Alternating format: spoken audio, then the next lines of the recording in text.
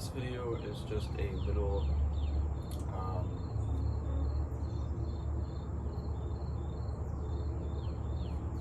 this video is just for me to document verbally and through video some things that I'm observing in my garden right now.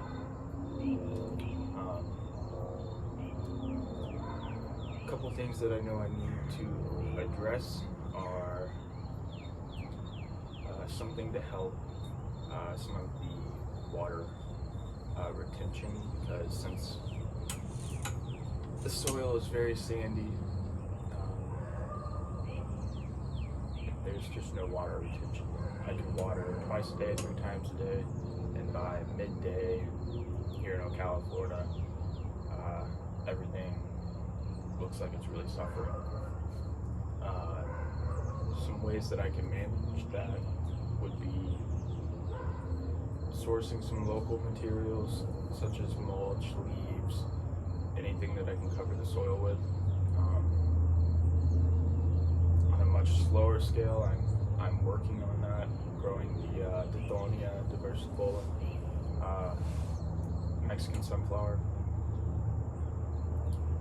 That'll be a nice chop and drop, and I have a lot of lemongrass growing and some vetiver grass growing, but all those things kind of take a little time to get established, so that's one thing I definitely need to address. But one thing that I have observed that I really think is a noticeable difference from this season compared to last season is the amount of diversity that I have growing. I've got an array of sunflowers, amaranth, gourds, Seminole pumpkins, herbs, onions, tomatoes, sweet potatoes, different flowers,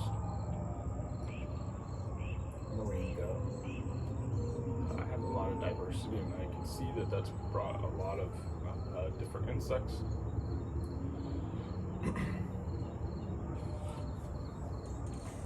Which I really enjoy watching. So that's something I've done, I think, pretty well this season. Just the thing that I'm definitely missing is, any type of canopy layer. It's all, nothing's growing above my height pretty much, so I definitely need to get some little bit of shade going, a little bit of canopy layer. What else? The water retention, the loss of water staying in the area where I'm growing is the most noticeable thing that I need to work on. Organic matter is always going to be a top priority when you live in Florida and you have really sandy soil. But something else that I would like to work on is working on some more methods of putting the Kogan grass, putting a stop to the Kogan grass, invading in every which way, because it's so hard to manage when you can pick all you want, but the roots underground just keep sending up new shoots, new sprouts. So gotta find some new ways of dealing with that. I'm not gonna spray any chemicals. I'm not gonna do that. I'm not gonna poison myself. So you can't see, but directly behind my yard is a giant retention pond, and it's completely covered with the Kogan grass. So got to work on some ways of putting that at bay, but so far I've just been taking what I've plucked out of the garden and putting it on like a piece of plywood so that it will really dry out, and then I can use it as a mulch on my pathways, walking paths. But let's see, what else?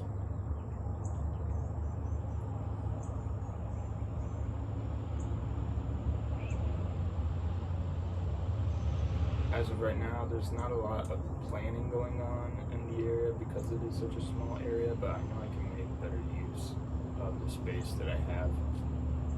Growing some things vertically. I know I can do some like tower type gardens. I haven't done raised beds just because of the amount of material you need to fill those beds. It's been way easier and rewarding for me to just plant things directly in the ground.